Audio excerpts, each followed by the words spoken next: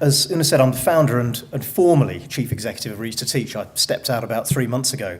And the brief today was to talk about collaboration and growth in charities, but I'm going to have to do that through the very personal perspective of starting and growing Reach to Teach. So I'm hoping there will be lots of read acrosses to the UK sector. And if there aren't, I apologise, but I hope the story is of some interest.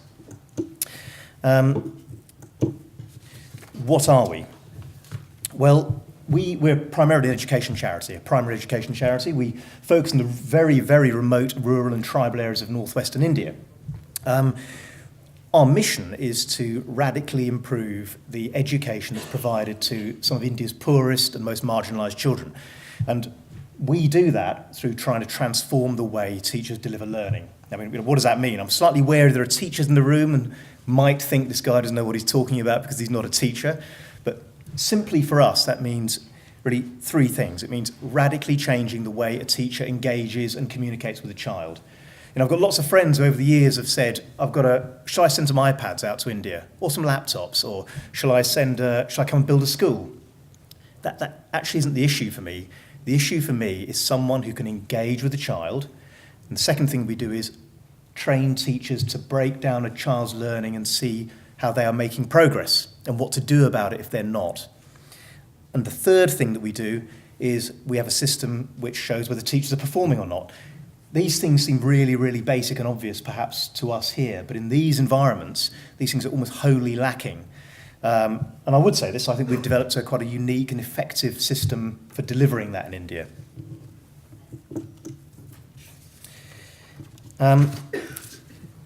That's what we do, but the brief was, how have we grown, how have we changed, how do we collaborate? We've been through, when I thought about it, I thought we've been through about 7 major steps in the charity. And that goes from the conviction and creating the concept in the first place, growing it, having things go badly pear-shaped at one point, understanding how we manage partnerships and collaboration. For us at Reach to Teach, what we do in the areas we do it is impossible unless we can collaborate with other organisations. And the organisation developing skills to do that has been absolutely central to our growth. Evolving the board, one of the things I will mention at the end is the stuff that Charity Matters is doing around governance, I feel, is so important to the charity sector and not a lot of people think about. And finally, for me, moving on as Chief Executive, I've been doing this for 13 years, time for me to go, but what does that feel like?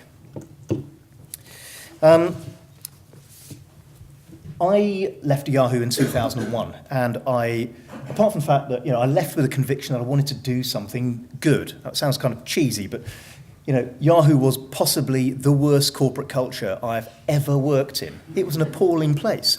But actually, apart from 6 months I spent at CSFB back in 1986, which was even worse. Apologies to any bankers out there. But I left feeling, I wanted to do something that was good.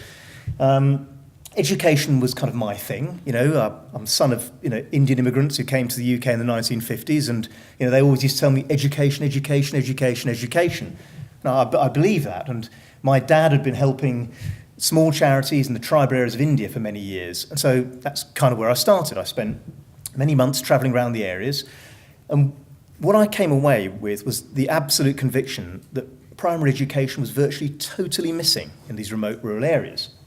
And I believe Jack Welch, great leaders go from the gut, and I went from the gut and I bought a bus and I converted it into a mobile school, and I started going from village to village. Now actually there was some sense in that in the early days, in that I felt like my investment would go further and I could reach more children who weren't getting an education. About a year in, actually Stephen and Professor Dodgson would be appalled because there was no data, there was no analysis, I just went ahead and bought the bus. About a year later, my gut was entirely wrong. What I realised was that actually reach wasn't the issue in these areas, it was the quality of education that was being provided to these children. And so what I started to do was to build in each of the 5 communities that we were working in what I called a learning centre. I'd pay for it, but the community would build it. But what it provided was a greater degree of permanence for children, and what I believed was, if you like, a better quality of education for them. So, at this time, I feel that I've got a product. I'm quite enthusiastic about it. around that time, the future Mrs. Gandhi appears on the scene. And I remember when I first met the future Mrs. Gandhi, I thought, look, what better way of hooking a girl than showing what a great guy I am? Look, I'm saving the world. Come out and see what I'm doing.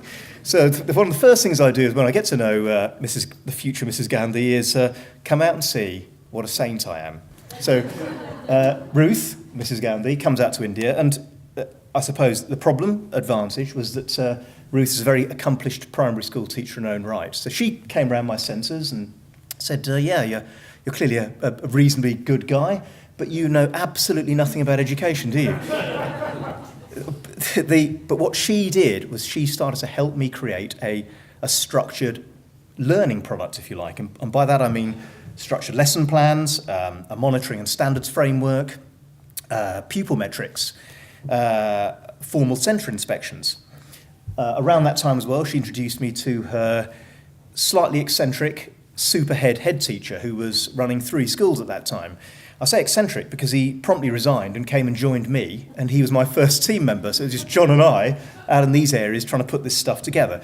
He got 2 of his colleagues to join us. And I think actually the teaching community in the UK is amazing. They are entrepreneurial, risk-taking people. They came out and started to help me build this thing.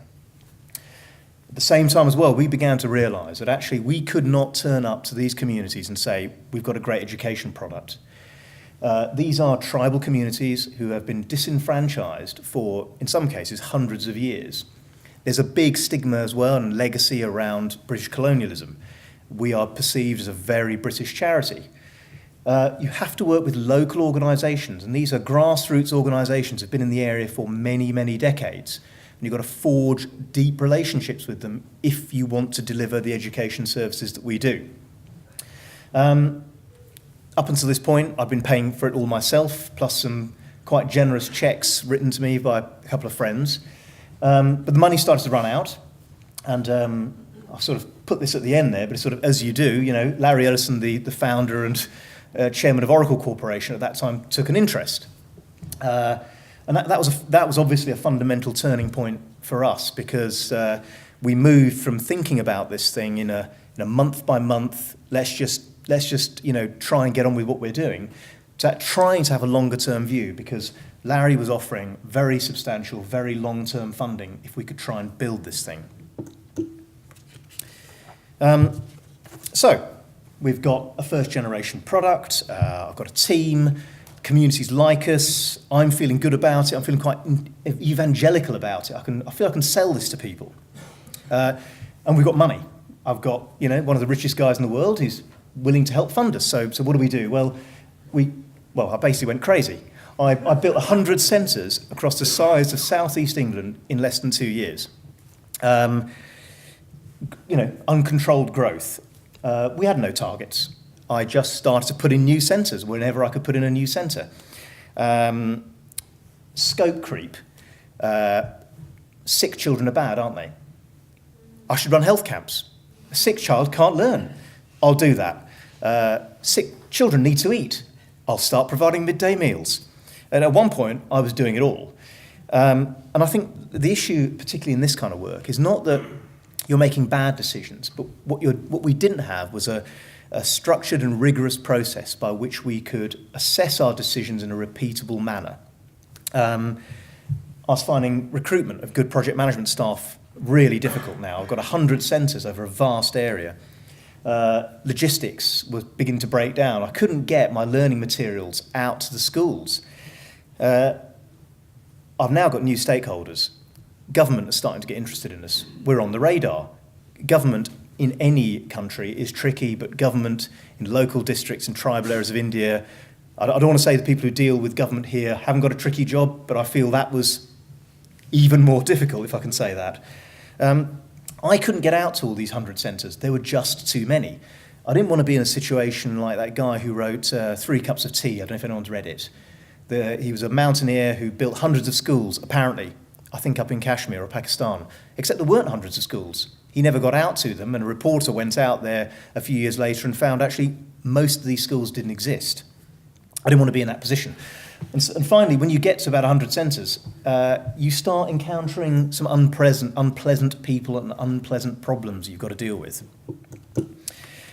So what do we do? Well, I think this was the first step in us becoming more of a controlled organisation.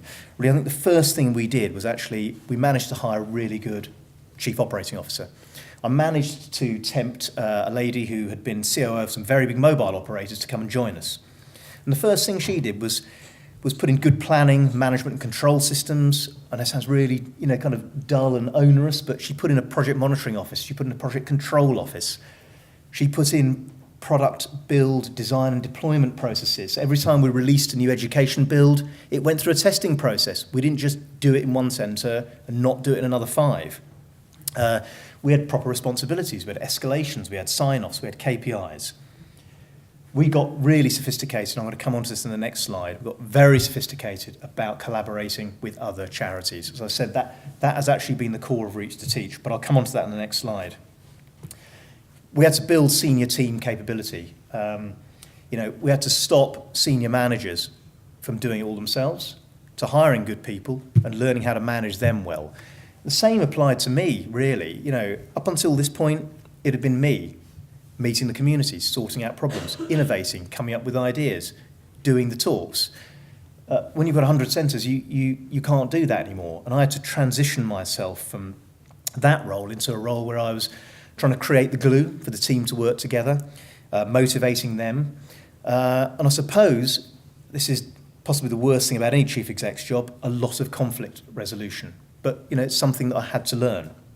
And I think the results for us have actually so far been okay. We've got almost 18,000 children on the programme now. There are around 800 teachers being trained by us. And our impact metrics are beginning to look quite good. I said that partnerships were absolutely critical to us, and they have been. I mean, there are always the hygiene items. Yes, we do due diligence on our partners. We do due diligence not just on the financial side, but on their management capability, on the individuals we deal with. We're US funded. We're all subject to the Foreign Corrupt Practices Act, and we are very subject to anti-terror legislation coming out of the US. I do not want to end up in a court in the US. So we do those things. We have contracts. The problem is that in these areas, you don't want to get to a point where you're relying on a contract. There's a 20-year litigation time frame in India. I don't just want to argue with someone for 20 years.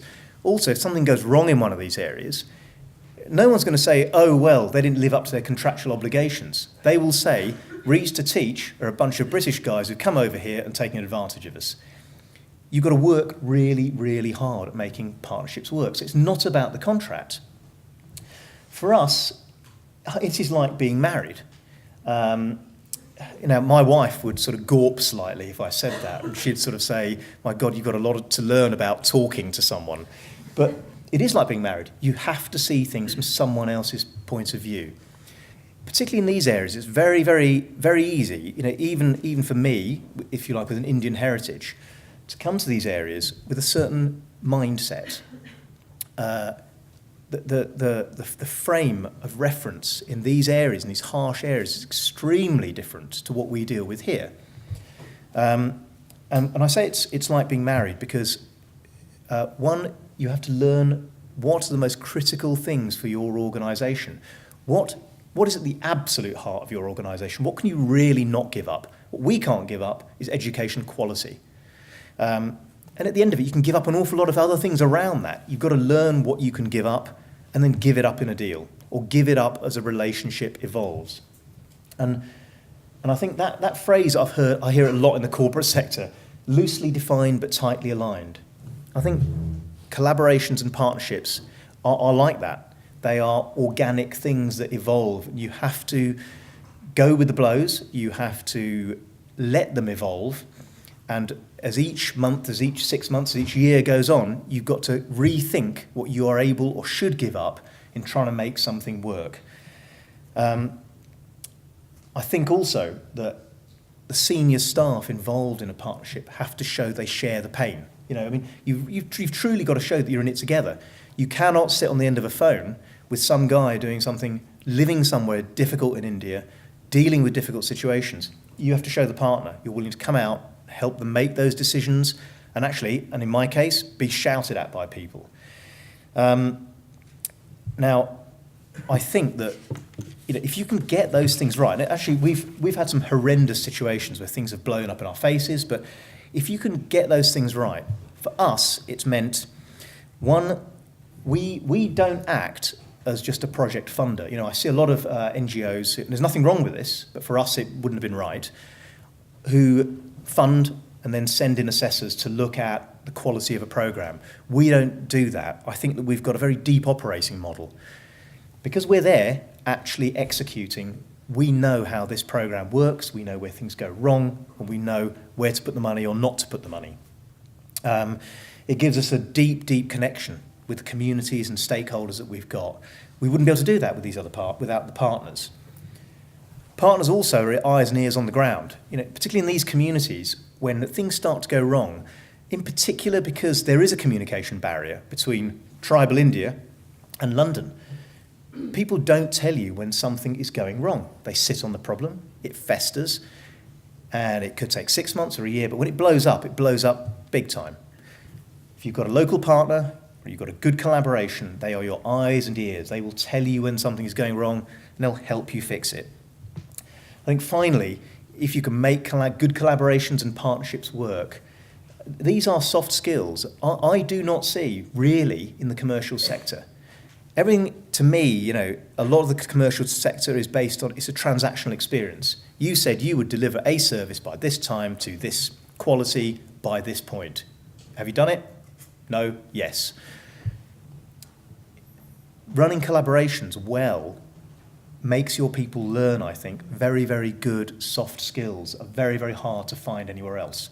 They're hard to gain, but I think once you've got them, the whole organisation benefits from them. I'll just say a couple of quick words about evolving the board, because I think, as I said, the work that Charity Matters, I think, is going to try and do in governance is vital. A good board, a bad board. A bad board, one that does not know its responsibilities as a non-executive as opposed to an executive. A chair who cannot, for example, resolve conflict can destroy an organisation really quickly. Ones who know how to do it well, set the right tone, encourage the management team, know how to steer the management team, and most importantly, when conflicts arise, they know how to manage them. For us, that's been critical. And we've also managed to evolve our board over a period of time from people who understood early stage businesses and how they grow to now people who understand the wider context, India, politics, that sort of thing. So the board has been absolutely critical for us. Finally, for me, just moving on, I stepped down as CEO of Reach Teach in June after 13 years.